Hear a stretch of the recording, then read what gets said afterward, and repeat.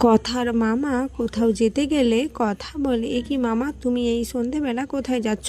বাইরে হিম পড়ছে, তোমার শরীরটা তো এখনও ঠিক হয়নি, তুমি এখনই বেরোতে গেলে? কথার মামা বলে, আমি যদি এখনই না বেরোই তাহলে একটু সমস্যা হয়ে যাবে, আমাকে যেতেই হবে। এরপর জুনি বাড়ি থেকে একটা চাদর এনে কথাকে দিয়ে বলে বাবাকে দিয়ে দিতে। এরপর জুনির বাবা জুনির থেকেই চাদরটা নেয়। জুনি খুব খুশি হয়ে যায় আর অরুণ চলে যায়। তখনই কথাদের পাড়ার কাকিমা বানি আসে। বানি এসে জুনিকে দেখে অনেক কথা বলতে থাকে। তখন কথা বলে, আচ্ছা তুমি তো আমাদের শুভাকাঙ্ক্ষী বানি কাকিমা, তাই না? তাহলে তুমি আমাদের বাড়িতে এসেছো আমাদের খোঁজখবর নেওয়ার জন্য, নাকি শুধু জুনিকে নিয়েই কথা বলবে বলে এসেছো? আর তুমি বলছো তো জুনির ব্যাপারে, আমরা তো এটাও শুনেছি তোমার মেয়ে অনেক রাত করে বাড়ি ফেরে, তারপর আবার অনেক ছেলের সঙ্গে বাড়ি ফেরে। আমরা তো কই তোমাকে কিছু বলতে চাই না। এরপর সেই কাকিমা বাড়ি থেকে চলে যাওয়ার কথাকে বলে যায়, কথা তোর অনেক চ্যাটাং চ্যাটাং কথা হয়েছে, তোদের সাথে আর কথা বলাই যাবে না। এভাবে লোকের কাছে জুনির নামে কথা শুনে জুনির মা খুব রেগে যায় আর জুনিকে উল্টোপাল্টা কথা শোনাতে থাকে। জুনির খুব কষ্ট হয়। জুনি কথাকে জড়িয়ে ধরে বলে, আমার আর কোনো উপায় নেই কথা, না হলে আমি কখনো এখানে ফিরে আসতাম না, কিন্তু আমি যে নিরুপায়, আমি যে কি করব কিছুই বুঝতে পারছি না।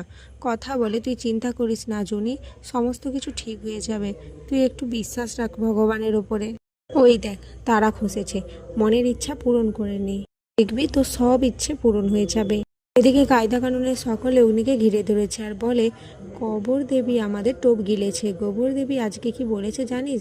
পাচক মশাই অতটাও খারাপ মনে হয় না। অগ্নি তো খুব খুশি হয়ে যায়, সে তার প্ল্যান সাকসেস পাচ্ছে। অগ্নি বলে, তাহলে এবার আমাদের মিশন 3, গোবর দেবীকে আমি আরও ইমপ্রেস করতে চাই, ওকে তো আমার প্রেমে পড়তেই হবে।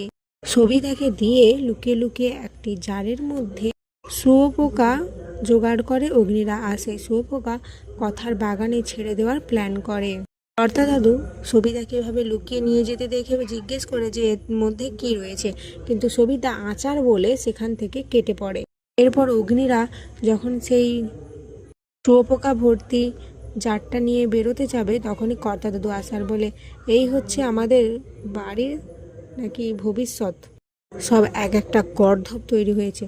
কোথায় গৃহবাড়ির মান সম্মান নিয়ে ভাববে তা না, যে যা নিজের মতো করে চলছে, সবগুলো বাউন্ডল। আর এই যে পালের গোদা, কি নিয়ে যাচ্ছ তুমি এতে করে? অগ্নি বলে, কেন? আমি তো আপনাদের বলেছি আচার নিয়ে যাচ্ছি, আমি যদি এই আচার আমার বন্ধুদের দিতে চাই সেটাও আপনার কাছে আমাকে কৈফিয়ত দিতে হবে। কর্তা দাদু বলে, আলবাদ দিতে হবে কৈফিয়ত, এই বাড়িতে থেকে আমি কোনো অরাজকতা সহ্য করব না। অগ্নিও রেগে ওঠে আর বলে, দেখুন আমি কোনো অরাজকতা করছি না, আর আমি আপনাকে এত কৈফিয়ত দিতে পারবো না। এরপর প্র্যাটিরা সকলে সেখান থেকে বেরিয়ে যায়। স্যান্ডি গিয়ে কথার বাগানে শুয়োপোকাগুলো ছেড়ে দেয়। কথা ভোরবেলা উঠে স্যান্ডিকে দেখতে পেয়ে যায়, বলে চোর চোর বলে চিৎকার করতে থাকে। এরপর কথার বাড়ির সকলে চলে আসে বাইরে, এসে দেখে কেউ নেই। এরপর কথা নিজের গাছগুলো দেখতে পায় তাতে শুয়োপোকা রয়েছে। কথা তার গাছগুলো নিয়ে চিকিৎসা করাতে যায় আর সেখানে দেখা যে অগ্নি সমস্ত গাছের চিকিৎসা করছে, যেটা দেখে কথা খুব খুশি হয়ে যায়।